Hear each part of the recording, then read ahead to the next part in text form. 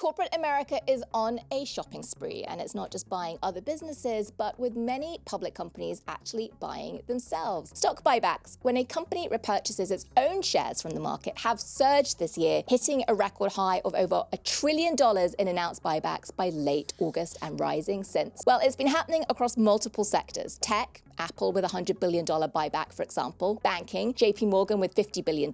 Energy, Exxon at $25 billion. Travel, Booking at $20 billion. Cars, GM at $6 billion. The list goes on. Corporate earnings have held up well over the past 24 months. This has left companies with record amounts of cash on their balance sheets. Many public companies are looking for acquisitions, but that takes time and deals are always uncertain. All of them are already looking for ways to invest in organic growth, which is why the headlines are blowing up with reports on massive CapEx spend, especially on AI. So where else can that surplus cash go? The market is often skeptical about buybacks. It reduces the total number of shares a public company has outstanding, which mechanically lifts earnings per share even if profits haven't grown. It's a quick way to make the stock look stronger and reward shareholders. And because executive pay is sometimes tied to earnings per share, buybacks can inflate compensation without improving the company's fundamentals. Even in Washington, buybacks have become a political flashpoint. The Biden administration introduced a 1% excise tax on repurchases, something that the Trump administration has kept. There's also a timing risk. Companies tend to buy back shares when profits are high and stock prices are too. That means they're often buying at the top of the market. So if the economy slows or rates rise again, those billions spent on buybacks could end up looking like a missed opportunity. Well, for now, just one person's view, the market seems to be nodding fairly happily at the way companies are both buying back shares and investing in growth. So we're going to keep on watching.